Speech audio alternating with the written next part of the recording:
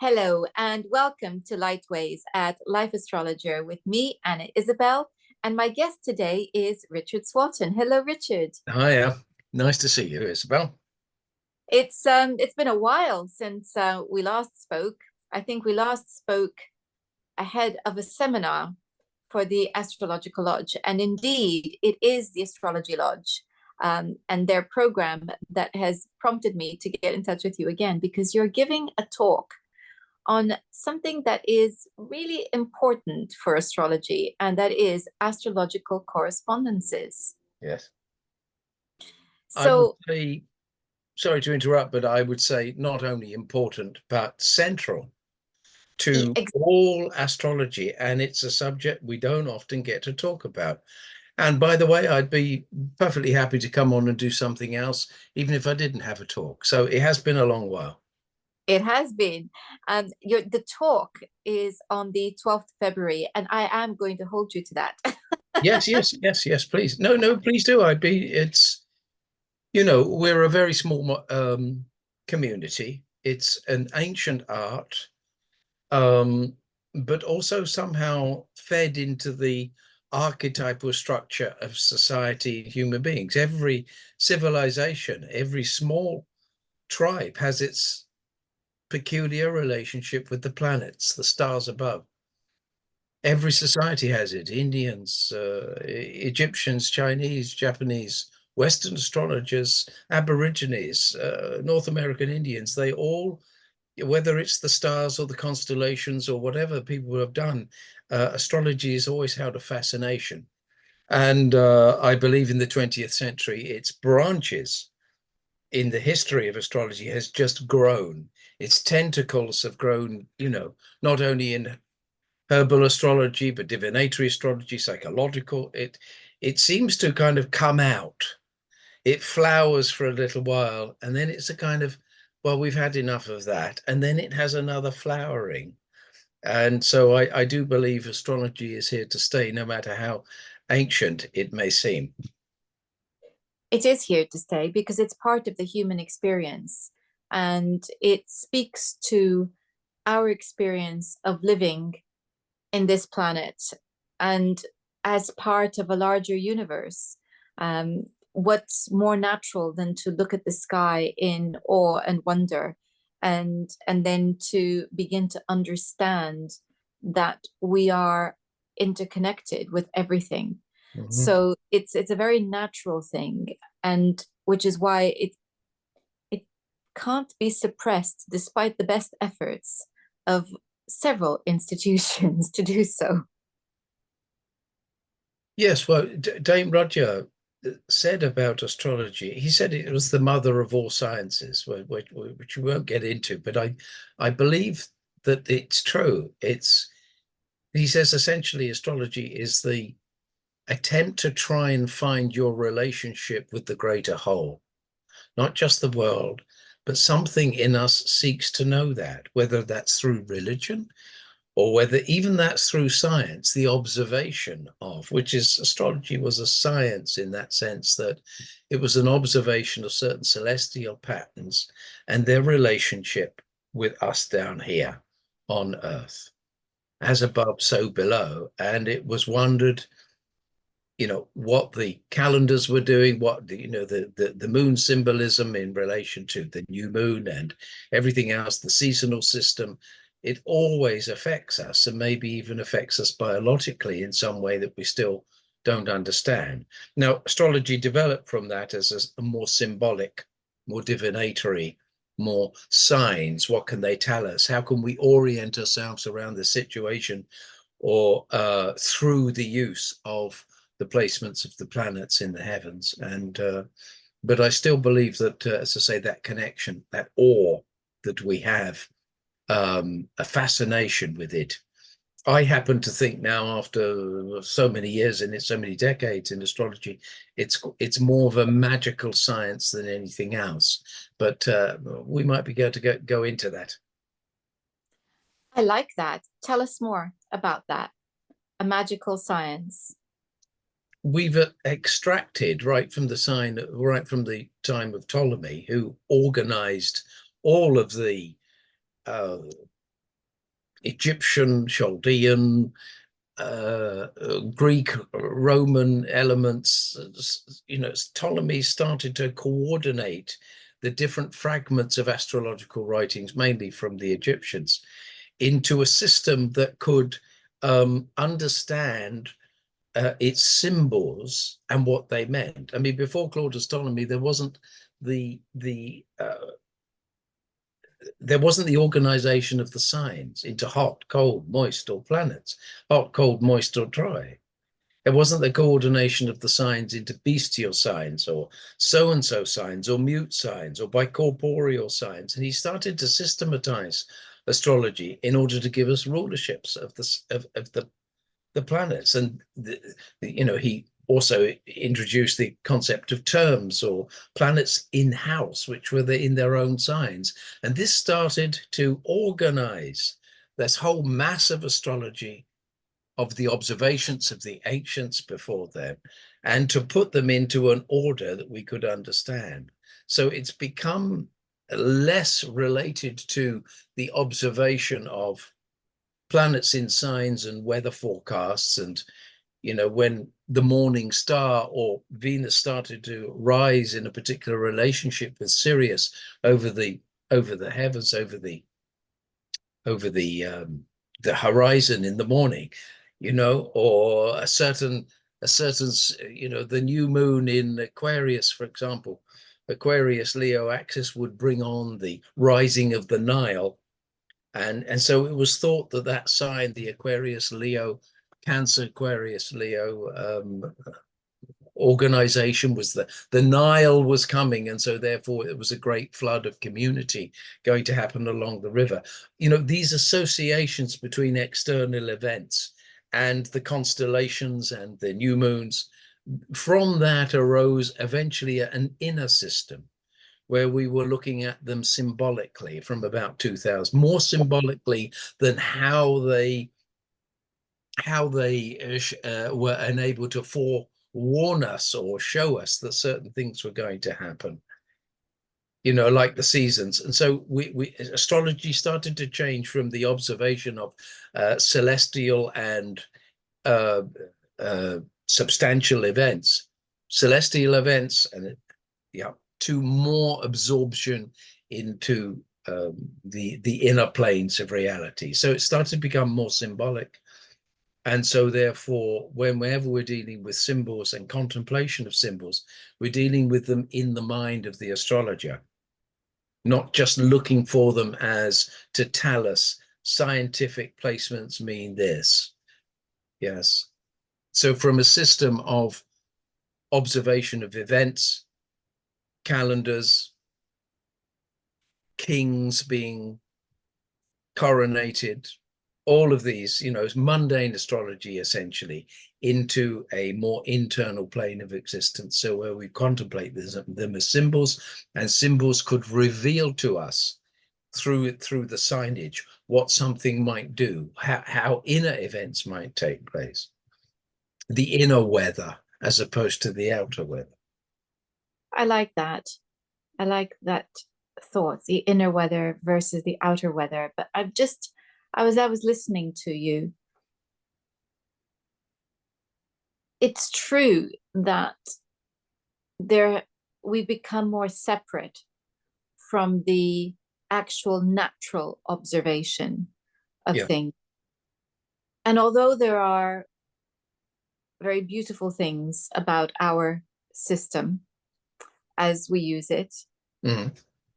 and although, of course, the merits of it are boundless as far as I and you as astrologers can see, I do sometimes get the sense, speaking to some astrologers, that the loss of that connection with the immediate natural side has led to a kind of abstract taking for granted of our art or science, whichever Mm-hmm. you prefer. And that for some, there's almost a materialist bent that has taken over and that some of that sense of the link to divinity to through nature has been lost. And I think it would be nice to have that back. Well, that leads us neatly into the essential ingredients of the correspondences between astrological symbolism and actual life. And correspondences are the sympathies, or the way that the symbolic meaning of something unfolds in life. Now, when I say life, that's a big thing. It could unfold in when astrologers are looking now, it's my old thing about the levels of reality, that the symbols confer some understanding of through many levels of life. So that when you look at, for example, William Lilly, which is one of the great examples in his Christian Astrology, 1647, the first thing he does before he even gets onto the technique of astrology and how to work out natal charts and questions and divinatory astrology, the first thing that he does is outline all of the different correspondences that he understood from ancient. So that, the first thick bit of the book is about the nature of the signs, the nature of the planets, what they correspond to, using the ancient traditions. And what he shows us in there's 21 categories of the signs. He talks about the manners of the sign, the manners, how it might come out in mannerisms or psychological states. He talks about the trees that are ruled by the signs, parts of the country or parts of the world that are ruled by the signs, illnesses which are ruled by, so the different parts of the body. But there's also another interesting thing that he talks about, the planetary hours and how and that every planet has what is called an angelic ruler. What does that mean? Well, he was pointing to certain mysterious powers that we don't, the intelligences of the planets, and all that Renaissance magic stuff. The idea that there are other planes of reality of which appear through here. So we're now talking about a very divinatory kind of astrology. Intelligences behind the planets and signs. That confer some kind of influence in some kind of way. But they're from William Lilly. You get the use of astrology in many different ways. You get it in healing. You can apply it physically. You can apply it psychologically. It can give you advice. It can direct you in a particular way. And the recent flowering from the 1970s was psychological astrology, of which I'm I do that. I am a psychotherapist. So you can apply the symbolism, the correspondences, in humanistic way, in direct way, in terms of helping you give direct advice, or you might apply it to your emotional life, to understanding, or then you might use the symbols to divine, as you can see through horary astrology. What are the gods saying to you at this particular time? They might give you advice psychologically. They might give you advice to go to a particular area of life, and there you will find your lost article. Or it might be a shift of attitude that you're after. So in the end, what I've come to see is that the correspondences of astrology can affect all levels of life. You're right. You do get that sense very much with William Lilly, because it's. I sometimes wonder, when I've been reading him, is there anything that hasn't cropped up as a question for this man? No, It's it just. I think the one that really made me smile was where he was talking about how to be able to tell, because this was the period of the Civil War, as to yeah. whether rumors that you heard were true or not true. That's a great question. Third house question, right? It's fantastic, isn't it? And it's the kind of thing that it would never have occurred to me to ask. and have as an horary question. And yet he would have asked those questions because he was in the middle of a civil war, and he and rumors were everywhere. And of course, the other one, which is comes along with that, is this person trustworthy or not? Yeah. Now you see this defies, you see what Lily was talking about there. He's talking about trust. And trust is not a material thing. So he's not just talking about some, cattle that's gone missing and where they are, which is the material realm, right? He's talking about trust. He's talking about, yes, gossip, rumor. He's trying to divine whether something is true or not true. Now, what level of reality is that? It's not a material level. It's at the level of human intercourse, the level of deception. Do you see? I mean, there are some wonderful examples. Another one is, there's an orrery called Terrible Dreams, right? So, and the questioner is wondering, is his dream? And the way he talks about it is the dream related to a prognosticatory event because it was thought that dreams could predict the future, or was it some malady of the fancy? Now, the fancy was a fancy name, fancy word for your imagination. And it comes under the rulership of Mercury, is your fancy. So is this something you're imagining? What's this dream to do with? Is it something psychological? Or is it something actual physical in the world? So Lily was dealing with these planes of reality all the time. And And he was wondering, there's one on whether his neighbor is bewitching him. Is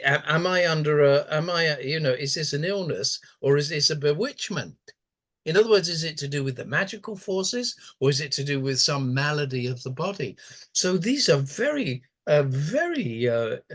sophisticated business to think on different levels of reality, and that using astrological symbols to define them is very sophisticated astrology. it is, and it's making me think about those who are in the process of studying, say, mediumship. Mhm. And one of the things that they are always asking is that my imagination or is it real? Or is this, is this Mhm. thing that's cropped up in my mind come Mhm. from an external, or is it real? And there he is doing that with his dreams, with the idea of whether something is witchcraft or not. These, it's part of the human experience. It's all of the human experience. Yeah. And it's the same. And here he is using the chart to help him as a compass through life, Yes. as as we are still doing, Yes. in different ways. So it's a beautiful thing. There was something else that you said that made me think of something, and it's now completely gone. But it's that humanity, and that's one of the things that I love about Lily is just the humanity that I recognize Yes. the in his as he's wrestling with life. Well, he talks about the character of individuals. That's psychological astrology right there. That's But it. And if a signature, if it, in Ori, there are specific rules, but if a signifier of the querent or the quested is ill dignified, then that tends to ruin his character. He's a person that can't be trusted, or there's something wrong with him. He has a malady, or the Mercury squares are seen as somebody telling you fibs. If Mercury's in the 12th house, it squares to Saturn. That's corrupted speech. You see, so he's yes, there's telling that rumor. What's that rumor about? It's not true. So he was looking to define things in using the symbolism of astrology of Mercury, sometimes as to finding a particular cure or whatever, or setting an election for writing a nice letter.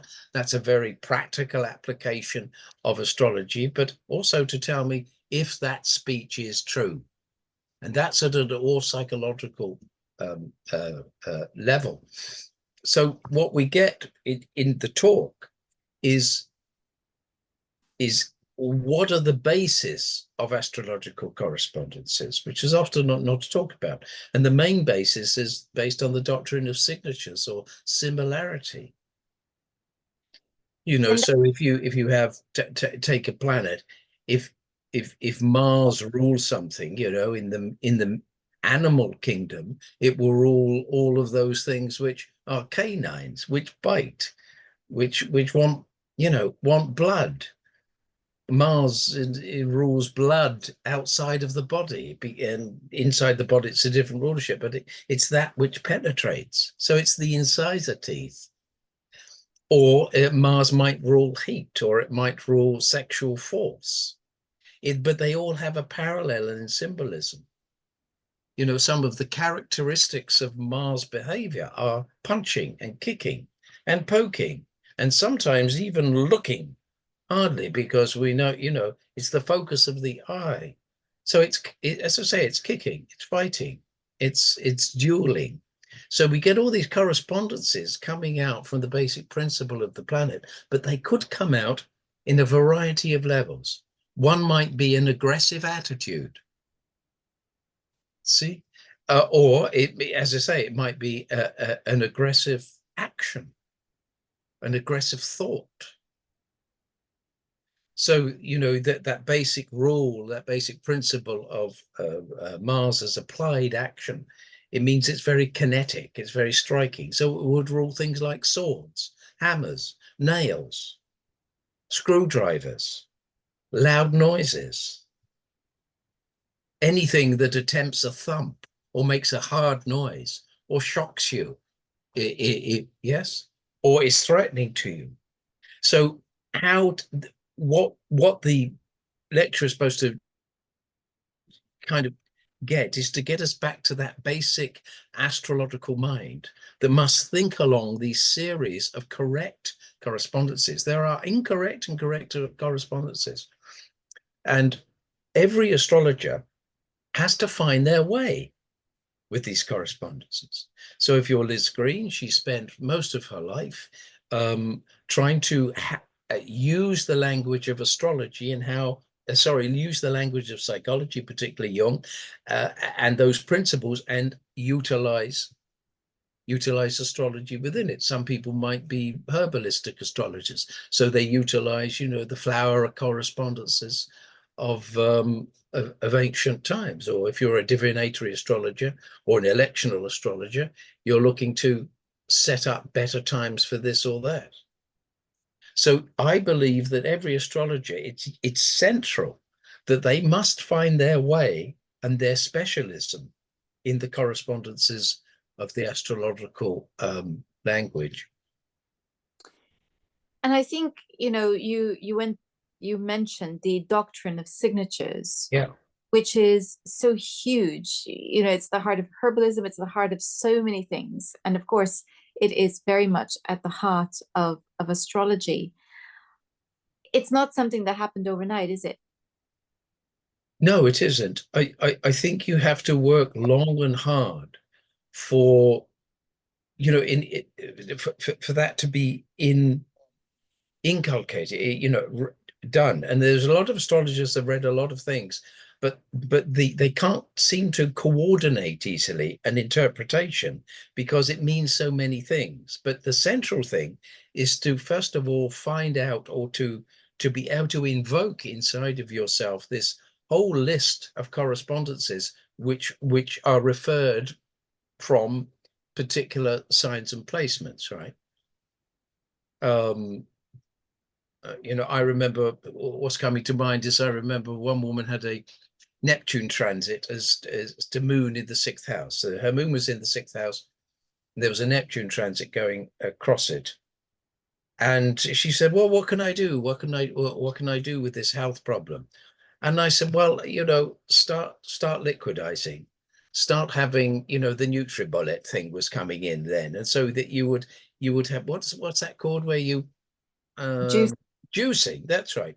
So to get more nutrients in, and that was suggested by the liquid sense of Neptune, but I was applying it physically, and that certainly helped her, because then she got more stuff into the body. So at that time, what I'm saying is, user, I couldn't put that down in a book and say every time that happens, but the symbolism spoke to me. It came through to me at that particular kind of the reason. I said, well, do some liquidizing, get that in the body, make sure that you're cleansed, all those purification stuff, using that. So it was a combination of sixth house, moon, getting it into the body as liquid, and Neptune transit. It's intuition and inspiration combined, isn't it? And Exactly. I think, just thinking about my own work as an analytical hypnotherapist, and when Mhm. I am helping people use their imaginations to resolve certain issues, and particularly at the end when I'm doing a, a visualization Mhm. exercise with them, and I have the consultation chart sitting in front of me. Mhm. I'm looking at that 10th house of remedy and thinking about what's in there that so often suggests the imagery that Mhm. I'm be using. And it's so eloquent always. The feedback is always so positive as well as to to it happening, to what I've done. So it's that, isn't it? It's inspiration and imagination combined, as you used there. It is, but we get back to the theme of correspondences. It's training you, so that you set up your mind to the intuitional, divinely, whatever, or there is some sense in which when you see someone with you, they affect you. There is a kind of telepathic exchange going on, especially if you're so something may correspond through that, and then the unconscious in me may select a particular way of describing a symbol for that moment. But that's all been, it's not a formula, but I've been trained and trained and trained. So when I first went to see Liz Green, right, I studied at her school 85 to 88. I thought, and I'd already been studying astrology 6, 7 years before I went. So I'd done traditional and I'd done horary and I'd done lots of things. And then I went to see it, and I recognized something so important. I didn't even know anything about the gods after which the planets are named. They're all named after Roman and Greek gods. I didn't know anything, or I didn't know that the constellations, each of them had a mythic theme, how they were put into the heavens as constellations. I didn't know them. So, and I thought, oh my goodness, I've got a lot to learn here. And then a lot of people didn't like that. They didn't want to get into the mythology, or the mythologizing, the archetypal stuff. But that's the homework. And the homework is, in a way, gaining stuff in your mental apparatus for the intuition to use.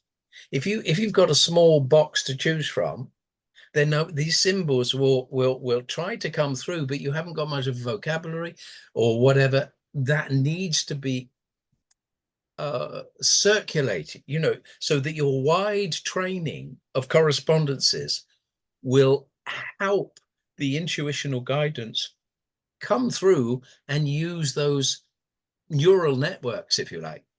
I would say it's absolutely vital because this is a symbolic language. And if we don't understand the stories and the myths around them, then we're missing layers of meaning. And it's, you know, we can read,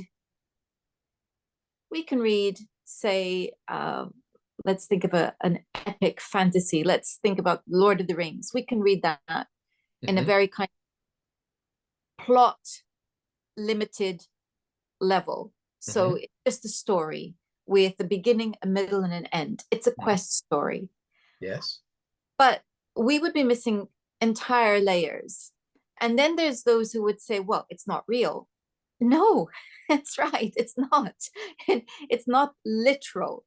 It's something else. And I think that to a certain extent, in our society, we have missed, we have forgotten the importance of different layers and different meanings. And I think this is why the Bible, or particularly the Old Testament, is so challenging for so many people, Mhm. because we're no longer in a culture that appreciates small symbols have big meanings, Mhm. and that there's layers to everything. And astrology is, I'm going to say, in this context, is an art, Yeah. because the art of astrology is to have an understanding of those big themes, those big myths, and know how that distills into everyday life. I see what you mean, and not necessarily myths, because I think different astrologers have different talents, so that you can see large mythic themes coming through. So therefore, these are the archetypal patterns. These are Exactly. patterns common to everybody.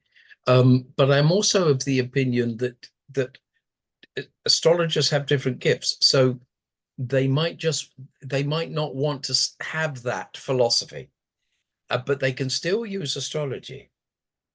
I mean, as so many students say, isn't it wonderful? I look up the astrology of someone and oh yes, that's why they're like that, or that's why I can see that now. So it's a kind of categorization. Or some people use horary, or some people use electional. There's a growing there's some growing trend to use it medically as well. You know, that's an extension of the decumbiture charts, where and almost sometimes psychological astrology can do that, because you're working through something in therapy, and often the Saturn transits or whatever, or a transit of an important thing will tell you how long you got to go. There's no way you can do this quickly. I don't. Did you know a guy called Marvin Spiegelman?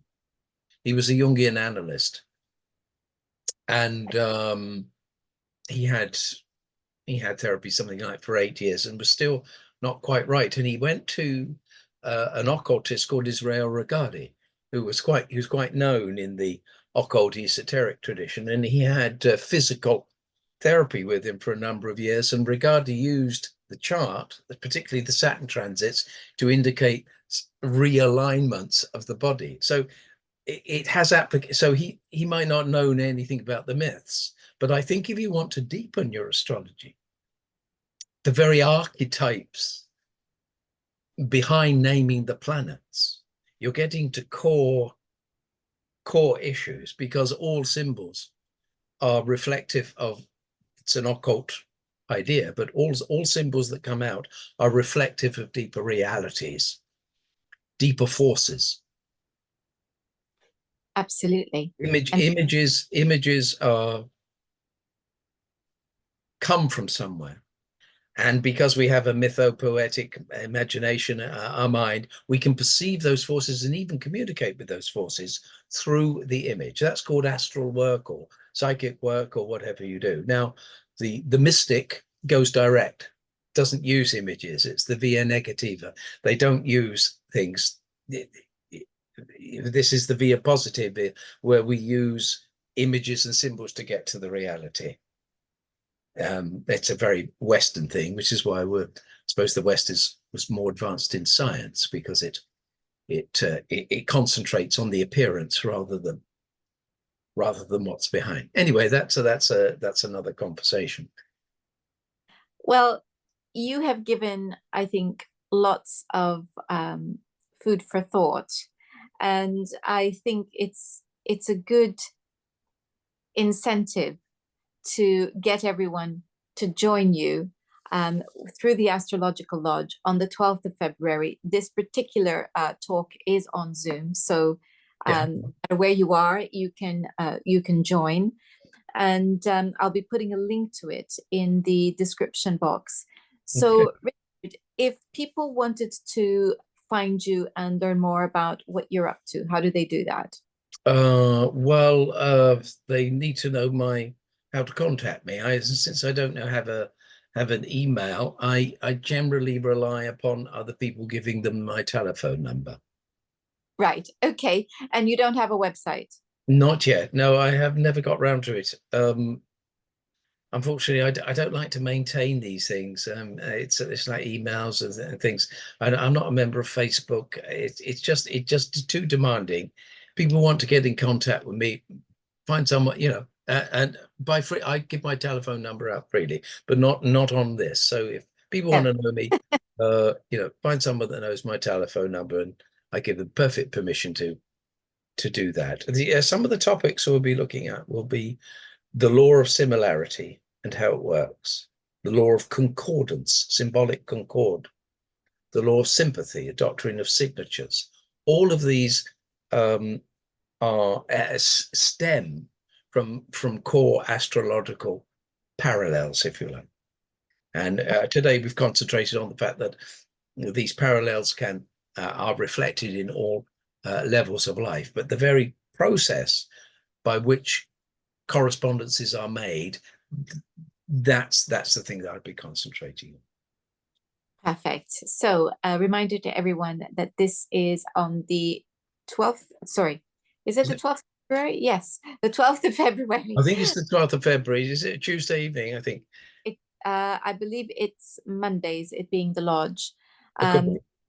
so the lodge usually meets on a Monday. So I'm assuming that this is no exception. So the 12th of February, and it's on Zoom, and I'll be putting a link to the in the description box for that. Thank you so much, Richard, for your time today. It's a pleasure. Nice to see you. And let's see if we get some numbers and engage a conversation. That would be wonderful. And thank you all for watching. A reminder that there is a wonderful seminar on karmic astrology happening in April at the Astrological Lodge, and I will be taking part in that. So it would be wonderful to see all of you there as well. And if you want to join any of my courses, just drop me a line, drop me an email, and it would be wonderful to see you doing that as well.